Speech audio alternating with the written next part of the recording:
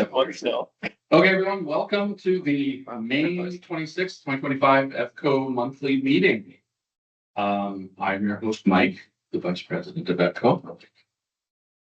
Get us started today. I'm gonna just hang on. There we go. We will start with Henry's European trip.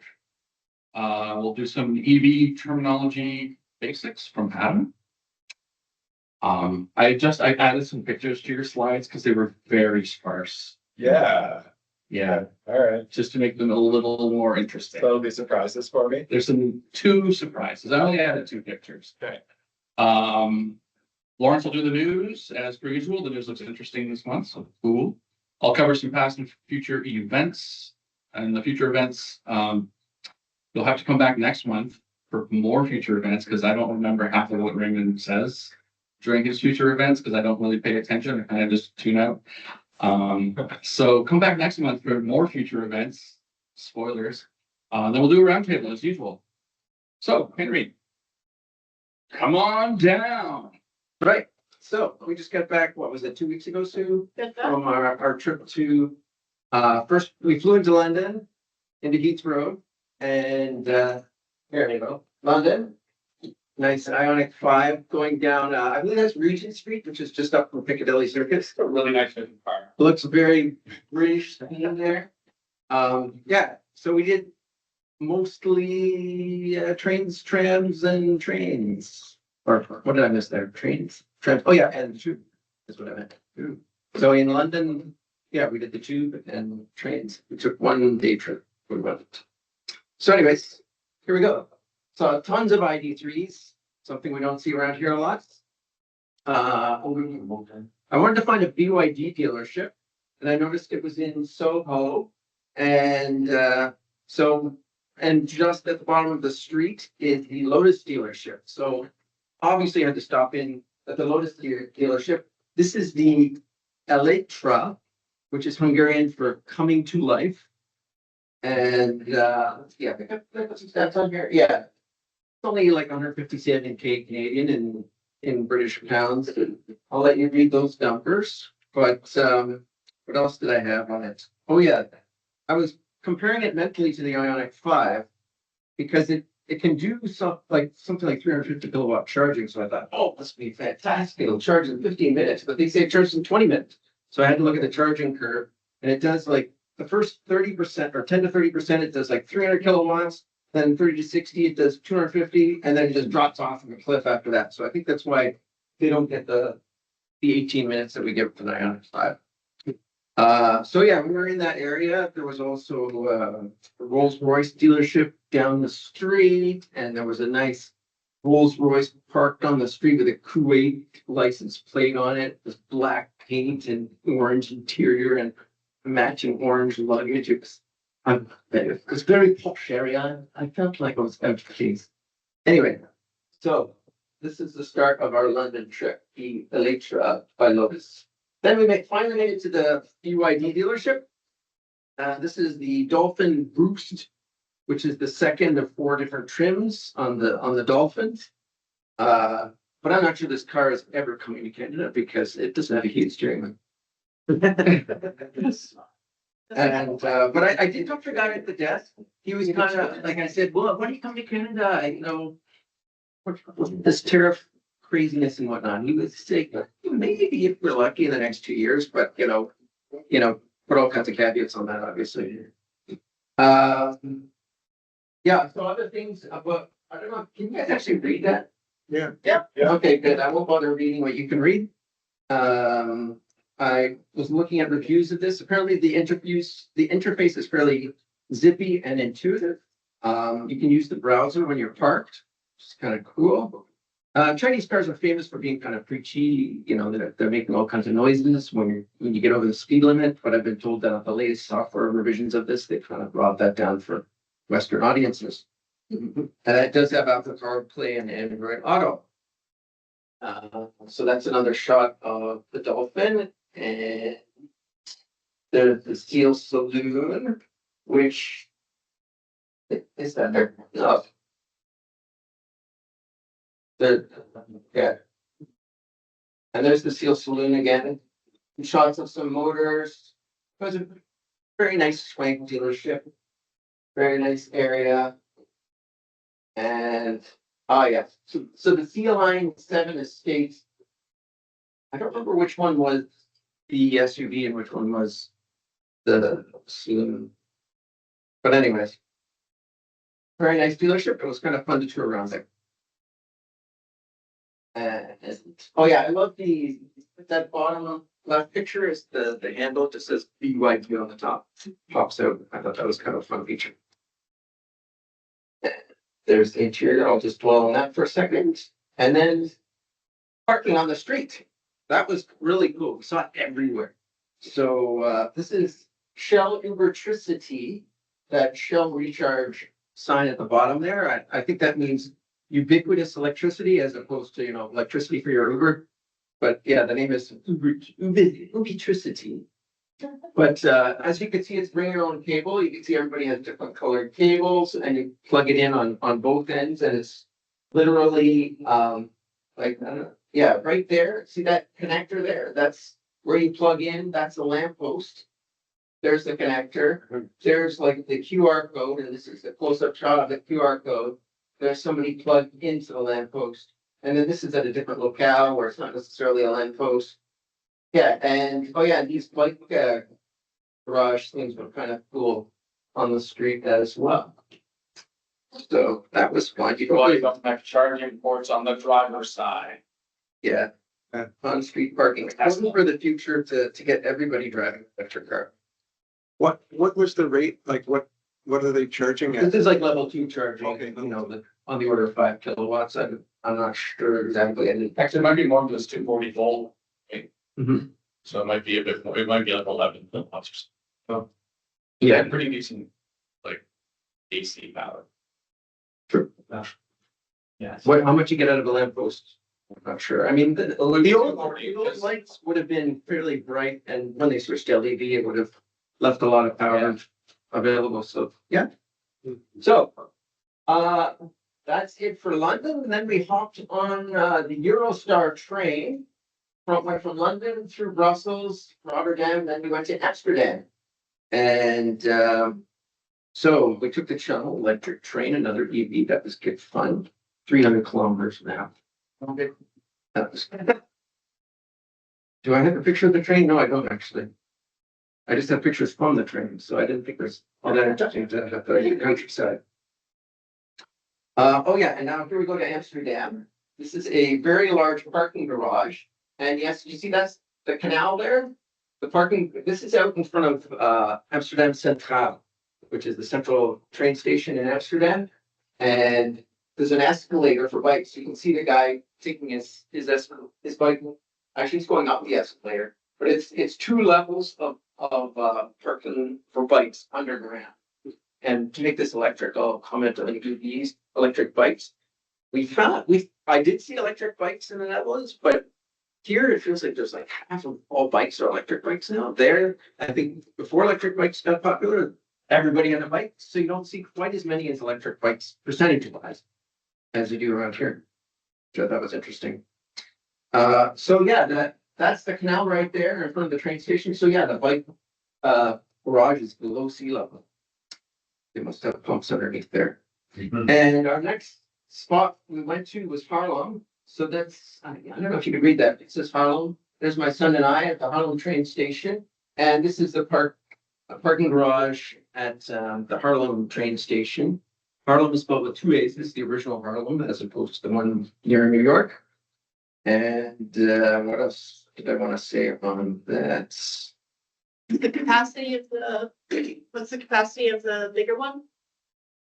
That one, I'm not sure, but I'm gonna show you another parking garage, which is the world's largest one later in the slides. But that's probably on the order of at least 5,000 bikes in that parking garage. I don't have that number, sorry. Do you remember what it was, Steve? No, I don't. Okay.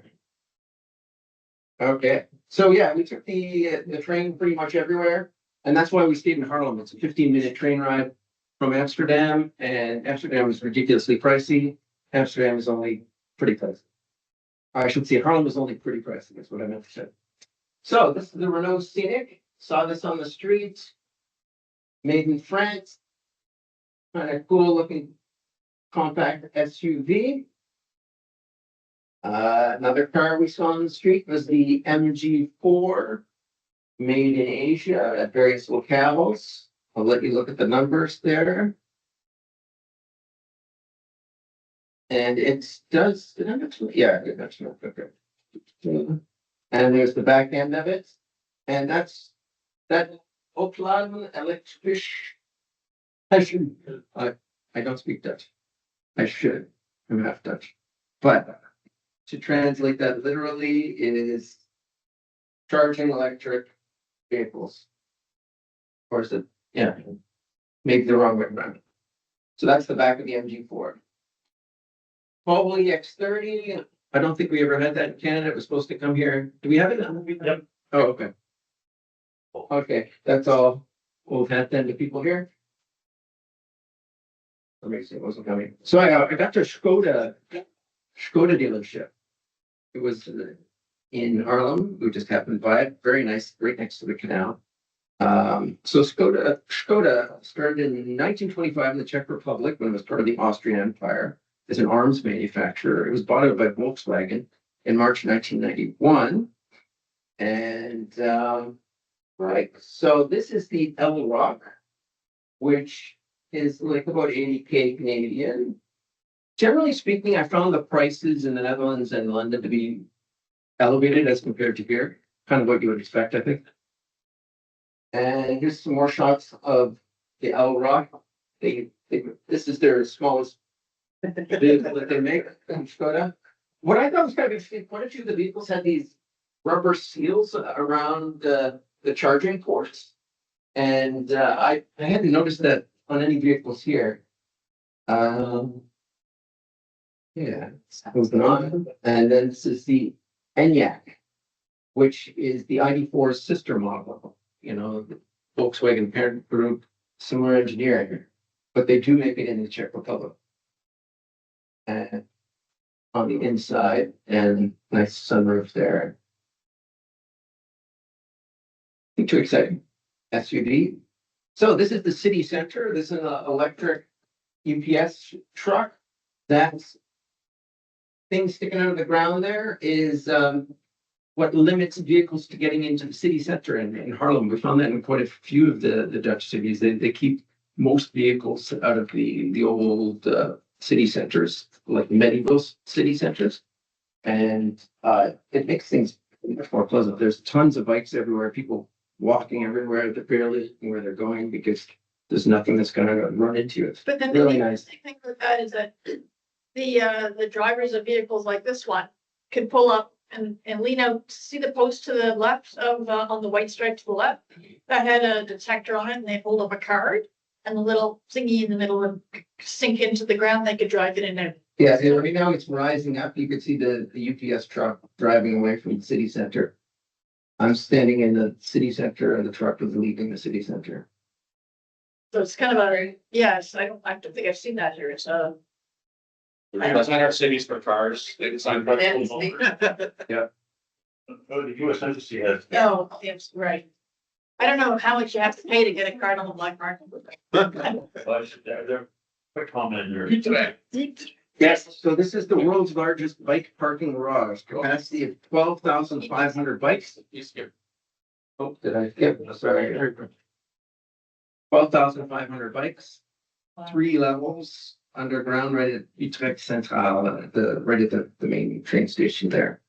And you can see it has double decker, like these ramp things kind of come down, you run your bike up and then you slide it in, I think. I didn't actually see somebody use it, but that's what it looks like. So. So they all locked, all those bikes locked, or is it? Yep. Yeah. When you leave your bike there, how do you find it? You can't. That's what we asked my cousin, and she said she almost always puts it back in the same spot, but it's neat. Yeah. There's She so has- many of them. She has a number that she likes, and every time she goes to any bike rack, she tries to go to that number. Cause they're all numbered, and if that one's full, she adds 10 and tries that, so, you know, that kind of thing. Yes, you gotta have a method. There's massive numbers. Tag the location with your phone. Like, Wasn't a final back, yeah. Yeah, Right. assuming it works underground in the parking lot. And which level are you on vertically as well? So here we are in Amsterdam. They had these tiny cars, I think, yeah, this was an Opel, but there was, sorry? Interesting. Yeah, they're basically the size of like a souped up wheelchair or like a tiny golf cart. They're pretty small. They're two-seaters. The Citroen Pagny Well, that one's and the left and the right doors are identical. One opens forward, the one opens backwards. The front of the okay. front of the car, the same as the back of the car. This one's Citroen. Yeah. Okay. Yeah, but this one's an Opel. Yeah, they're the same, they're the same Okay. car. It's I think the Opel's up a Roxy. Okay, gotcha. Cool.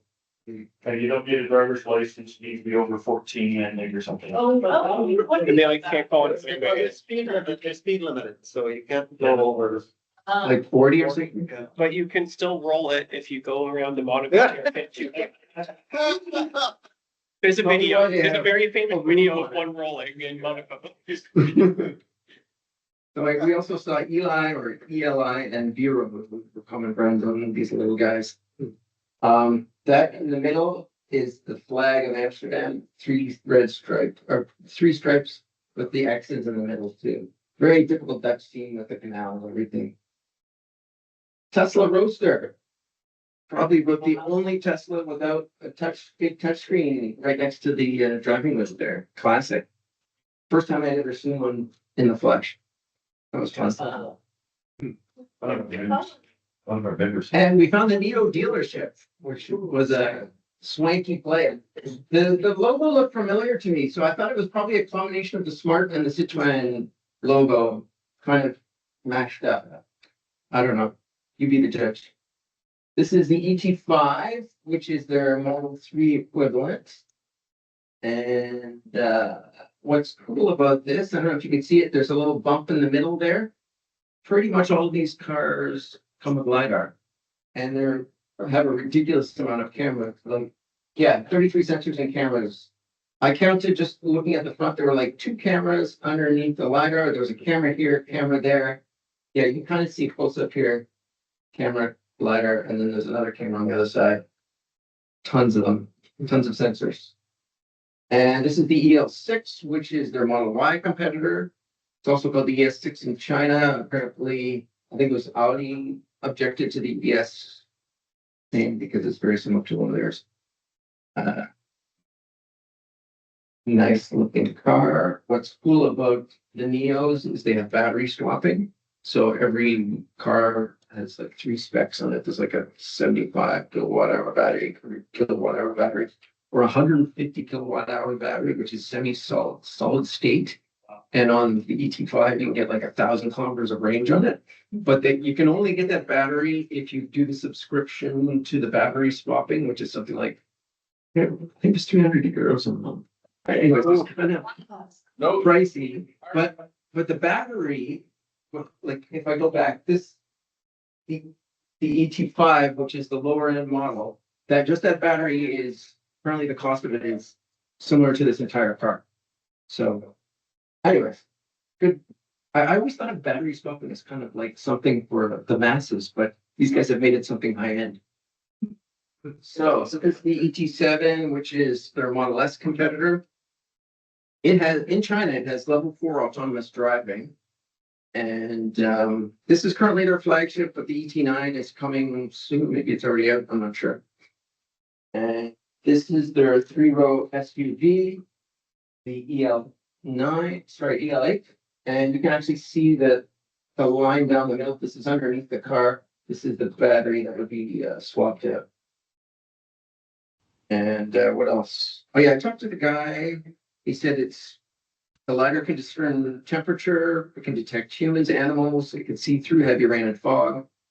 And so the sensor on the roof, I thought, will that come up with bugs or whatnot? He said it only if it like has like enough bugs after like a couple of years worth would block up. We killed all the bugs. He says it's very hard to obscure. And what else? Oh, yeah, so you can't really see the map very well on this, but this is the Netherlands here. There's 10 dots across the Netherlands, so they have 10 battery swapping stations in the Netherlands. There's what it kind of looks like, battery swapping station. You park it out front, it self-drives itself in and swaps the battery in 3 minutes. So this is the bill of the dealership here. Took pictures of the cars all on the lower level there. And then on other levels, they had an art space. There was a cafe on the second floor there, and they did events. And you can even go up to the top floor there. This picture is of the very fancy marble stone stairwell. That like this building is obviously worth a mint. And I don't know if you can see, but there's some nice windmills there and a view of the canal. These were all views from the top of the dealership, fanciest car dealership I've ever been in.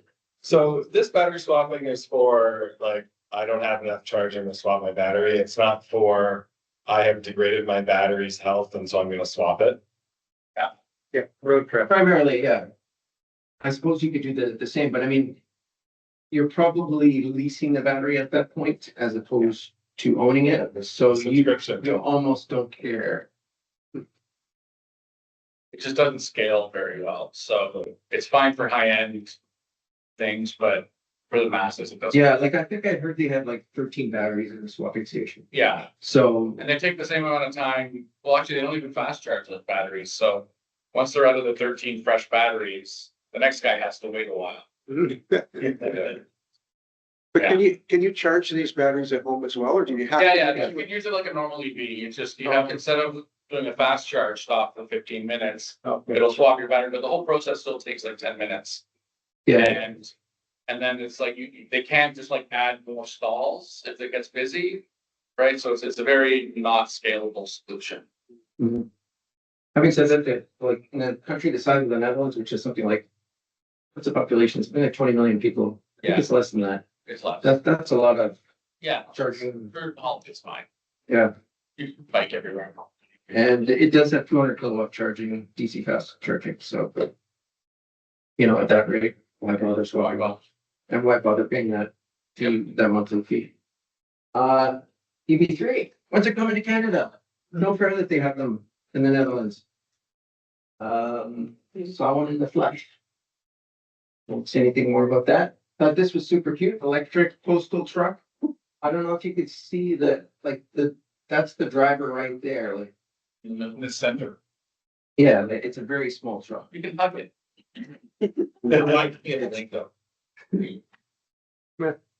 Cutest thing, and it was in the city center in Groningen, I guess you might say in English. That's my mom's hometown. That was cool. And that's it for the Netherlands. This was at Schiphol at the airport. They had electric truck for, I don't know if you can read it, potable water service. So I guess they loaded the planes with the tap/drinking water. You don't drink it, trust me. Yeah. Don't drink the water on the plane. But it says bottles. I used to do that job. It's not potable, trust me. And Live trucks parked right next to it. there we go. And that truck is charging, you said, right? Yeah. There's a charging, there's 2 charging stations that I could see. I saw I think 4 trucks lined up. At the airport. Well, thank you, Henry. Thanks. My pleasure. All right, thanks, Henry. Next up, I don't know. So, we're trying a thing where we're gonna make some more YouTube videos other than just the whole monthly meeting that you're watching now. And we're gonna try to cut this out and make it a separate video for people who don't know EVs, don't drive EVs, and try to make it kind of an introduction for people. So, I'm gonna do a very weird YouTuber thing of an introduction and stuff, and I'm gonna do my best. And you've lost all my notes, so I am not gonna be able to do this. Oh, That's all right. You got this. Okay.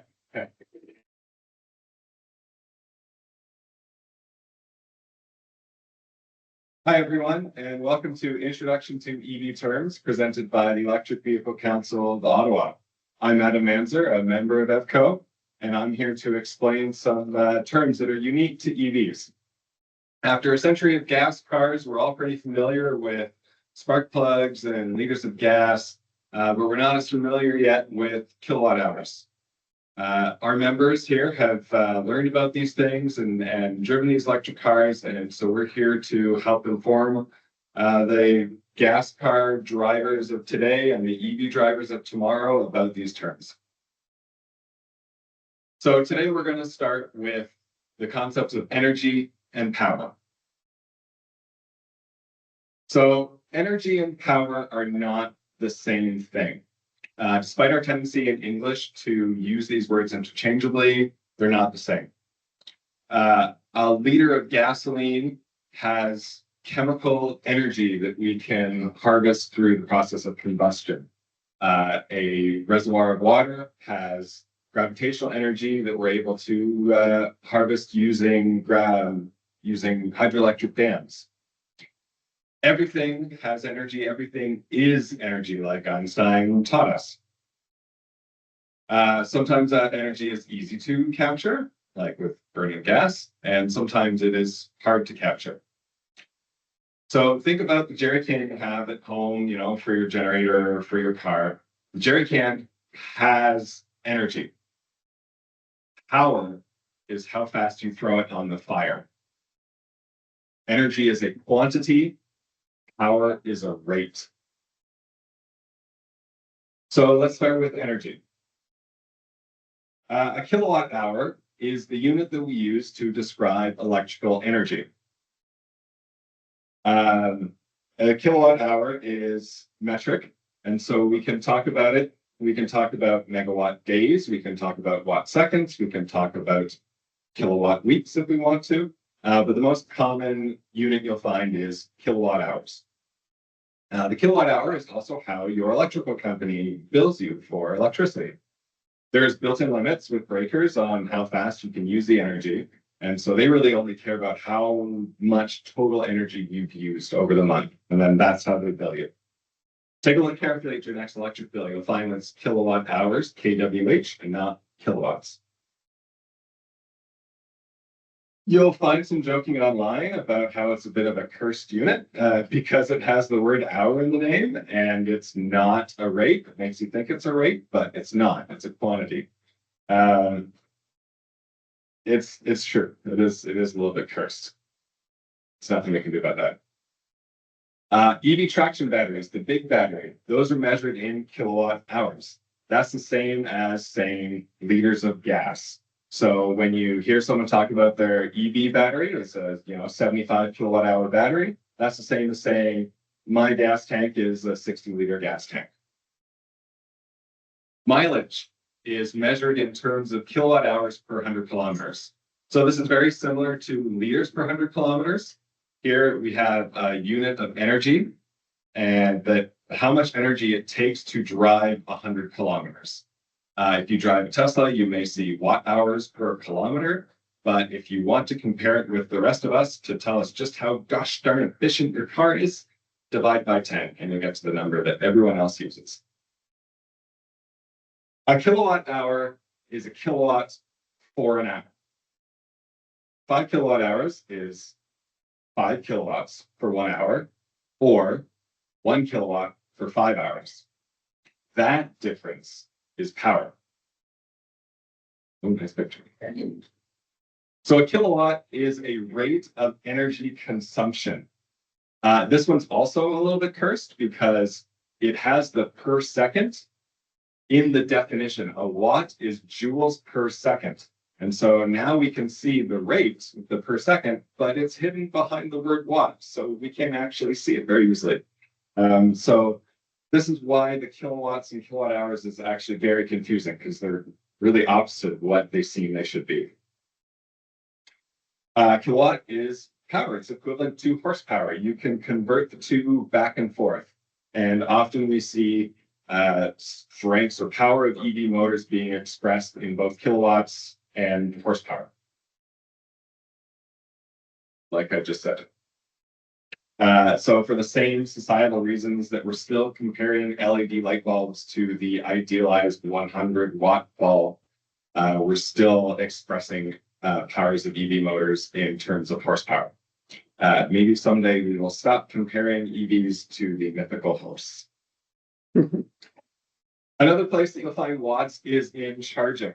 So if you're old enough to drive in 2025, you're probably old enough to remember the great advancements in cell phone charging technology we've had in the last decade. When USB charging first came on the scene, we could charge at 5 watts, and then quick charge came and we could do 10 watts. And it was 18 watts on quick charge 2.0. The batteries remain about the same size, but the power of the charger, the rate at which we could put energy into the battery went up. And so our charging speeds got faster. Another place that you'll see charging and or power and energy together is DC fast charging. So here's a picture I took of a DC fast charger, and you'll see in the bottom left-hand corner, the charging speed is 228 kilowatts, which is actually pretty decent. And then up in the top right corner, you will see the energy that has been delivered. It's 2.7 kilowatt hours, just about a minute here. This is just a quick glance at charging. There's a lot of terminology around charging. There's different levels of different powers. We're going to get into that in another video. For now, we're just trying to lay the foundations of power and energy. So now that we've got some foundations, let's have some fun with the units. So a kilowatt hour is the same as about 3,400 BTU, which is the same as 3.5 cubic feet of methane or natural gas, or about 1/10 of a liter of gasoline. But these days, 1/10 of a liter of gasoline is about 13 cents, right? And my kilowatt hour overnight is 7.2 cents. So I'm still about halfway. Yeah, it's about half the price as a liter of gas for me. What else do we measure energy with? Calories. So calories are a bit tricky because the calories you see on the back of the package are actually kilocalories and not the unit calorie. So 1 kilowatt is about 860 kilocalories. A Big Mac and small fry, according to the McDonald's online nutritional calculator, is about 800 calories. So my car's battery can hold 96.25 Big Mac and small fry meals. So try stuffing those into your battery. Now power. So a kilowatt is 1.34 horsepower. Or in other terms, a horse apparently can output about 15 horsepower. And so that's about 11.2 kilowatt. Yeah, I don't know why horsepower isn't just the power of a horse, because a horse can do 15 horsepower. I went way too deep into this in the research and it doesn't come up. So this has given me a new appreciation for horses, because if you've ever pedaled on one of those bikes at a science museum and tried to light up the light, that's really hard. And so that's hard enough, let alone 11 kilowatts worth of lights. 1 kilowatt is also 0.28 tons of refrigeration, a lovely imperial unit for you. Or in other words, the 2-ton heat pump outside your house uses 7 kilowatts of power, which is why the breaker is so big for it. And finally, 1 kilowatt is also 737 foot-pounds per second. I don't have a cute stat for this because I have no idea what to equate that to. So, in review, a kilowatt hour is a quantity of energy. A kilowatt is a rate of energy usage or power. Don't worry if you get this mixed up. Even manufacturers get this wrong sometimes. We've seen press releases referring to a 75 kilowatt battery or 200 kilowatt hour charging, and that's just plain wrong. Finally, plugging in to a higher power charger won't make your car charge faster. If you drive a car that is only capable of 50 kilowatt charging, plugging into a 350 kilowatt charger will not make it go faster. So thank you for watching this first of the introduction to EV Turns presented by the Electric Vehicle Council of Ottawa. If you like what you've seen, we've got lots more videos, including our monthly meetings on our YouTube channel at youtube.com/@EVCO. Thank you. YouTube.com/@EVC Ottawa. I don't know if we're gonna do that. We'll cut that. Okay. If they're watching the YouTube video, then they know. Okay, wait, you know what? If they don't know where to find, but we record your intro or your out. The outro, yeah. And then like we'll redo it and we'll cut it and we'll splice the same, okay? Yeah, fair. So thank you for watching this first edition of the Introduction to EV Turns presented by the Electric Vehicle Council of Ottawa. If you've liked what you've seen, we have lots more videos, including our monthly meetings on YouTube. You can find them at youtube.com/@EVC Ottawa. Thank you. Everybody, just gonna dive into the news from the past month. One story that came up is a very quick uptake of electric ferries throughout the global fleet. There's around 200 now globally. 70 of which, not 70%, but 70 of those 200 are in Norway, no surprise. But it's just interesting to see how, when we're talking about commercial use cases and the operating cost incentive is there, the market moves very quickly. So I think as infrastructure improves with things like the trucking sector, that should move pretty quickly. Good news about Rivian. They were profitable in Q1. So gives us some hope that we'll see the R2s on the road. And they're still saying they're on track for next year, but they are, having a few challenges. They've reduced their sales outlook for the year just due to the upcoming, probably removal of the US EV incentives, tariffs, all the drama that's going on affecting everybody. But luckily, they're still profitable despite all that. Good news, we're getting the $5,000 EV incentive back. Don't know when, but our Minister of Industry, Melanie Joly, has basically just stated they have plans to reinstate and refund the incentive program.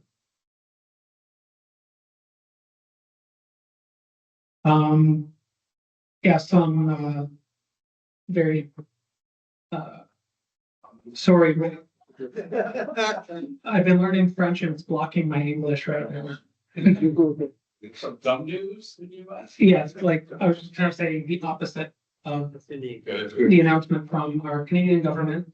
The US Senate moves to both block the California's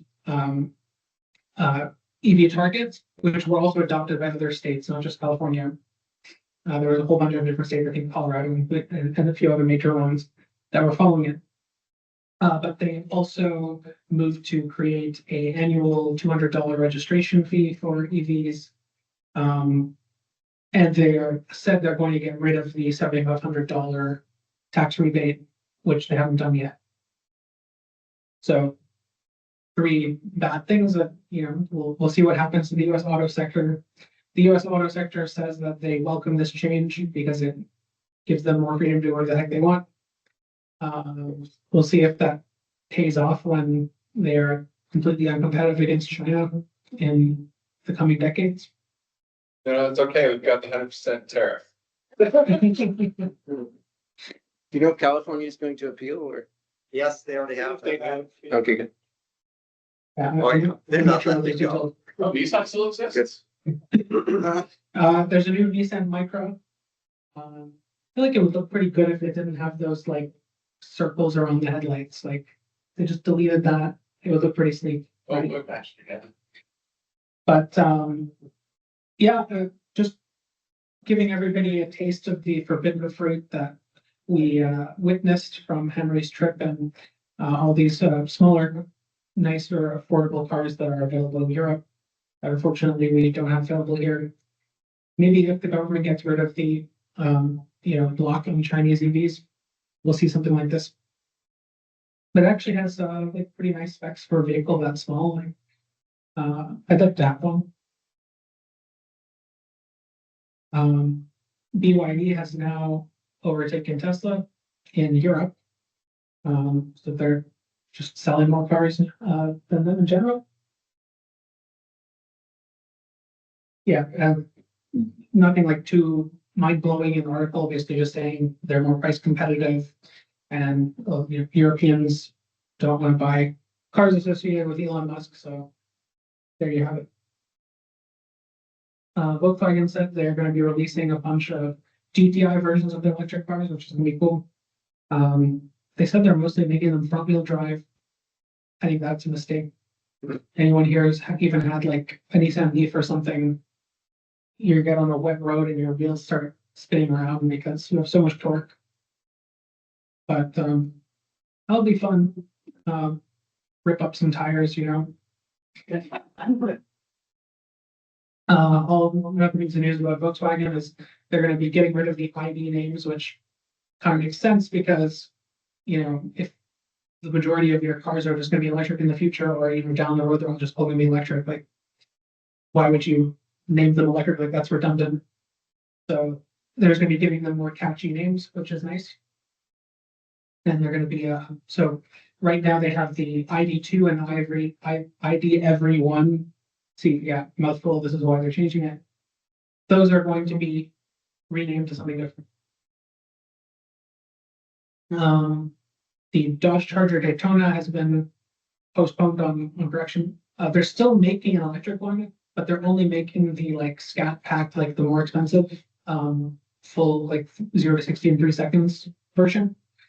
The more entry level electric one is going away for now, apparently, just due to the fact that they've not had enough demand for it. And it was kind of an odd car in the first place, just due to the way they tuned it. Like Dodge, they're one of those companies that did like what Adam said and advertises charging in kilowatt hours. Like they clearly like have no clue. So, I saw one 2 weeks ago. Oh, did it make the drum noise? yeah, I think they look really nice. They look really nice from the outside. Yeah, and I was at a rest stop in Pennsylvania. But it does the bong, bong, bong, bong, bong, bong. Whatever. Unfortunately, Honda is pausing their expansion in Ontario. They're going to be setting up a battery plant here. So now that's on hold with the tariff drama. Maybe they're trying to get the government to give them more grants or something, but Probably. Like, how would they know the slowing EV demand if they don't sell EVs? well, they sell the Prologue, That's not their EV though, that's a Yeah, Blazer, excuse it's a me. Chevy. but I think the Prologue's actually doing It's actually going okay, so the slowing demand thing is complete bullshit. And I'm saying that on YouTube. Like, no, smart once, right? I forget. All right, that concludes the news for this month. Yeah. Thank you. Thank you, Lawrence. And hey, since Raymond's not here, we're actually like really on time this month. So, yeah. All right, upcoming events, and other things. So we have a monthly meeting next month, June 30th, potentially. As Lynn correctly pointed out, it's the day before Canada Day, and people might be at the cottage. I might be at the cottage, so we'll see. We'll see if we do that. So everything's TBD on that one, but just sort of put a pin in it just in case, and we'll decide what we're doing. We'll let you know on the website and on the Facebook. By email. And by email, even, because Adam's on top of things. All right, kilowatts of coffee. So we still have one more weekend in May left. So we're not quite at the end of the month just yet. So it'll be out in Barrhaven.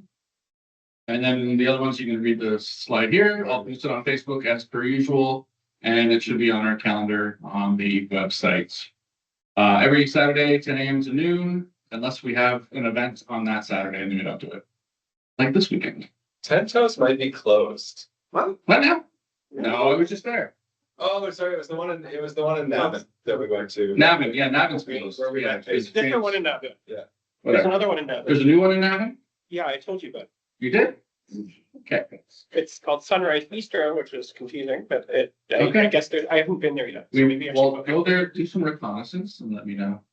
I can ride my e-bike there. All right, we still take memberships. We have different tiers now, as far as I know, although Ryan's not here at the moment, so I can't confirm if this is live or not, but this is the plan anyway. So yeah, if you'd like to sign up with us, cool. You can volunteer at events, and otherwise you can donate if you want. There you go. We have a YouTube channel, as Adam pointed out. I took this off today. I've been not great at uploading videos. January's up, so you know we're getting there. It's a lot of work. All right. Where did I have a whole bunch of slides for upcoming events, and past events that must be hidden. I don't know what happened to those. So before we do that, past events, we just did the one out in Westport, which was actually very good, very well attended. Lots of people came by and talked to me and Henry and a couple other of our members. I gave a talk, and yeah, we'll talk about that in the roundtable. We also did one, we've done a few. We did Kempville, we've done the Quebec Auto Show over in Gatineau. What else did we do? Charlton Place. That was cold and miserable. So yeah, we've been doing events. There are more coming up, but just check the calendar for that. Raymond memorizes all of those. I don't know. I don't listen sometimes. So stay tuned to see those. All right, presentations. If you would like to participate in a meeting by giving a talk like Henry did today, then feel free to email us, info@evco.ca. Just have your slides ready before the meeting, please, because otherwise it's stressful. And we'll put them into the overall presentation. And next time I integrate them, Adam, I will make sure the notes also make it over, especially if you provide it in a PowerPoint format, because Raymond insists on Microsoft products. Why? Some of us don't have it. Anyway, it's time for the roundtables. Where if you're online, this is where you're meeting Annies. Unless like if you're on YouTube, this is where you're meeting us. If you're online, stick around. We have a speaker, we have microphones and everything, so you can feel free to show your camera and join in. But if you're watching us on YouTube, thank you for watching, and we will see you next month.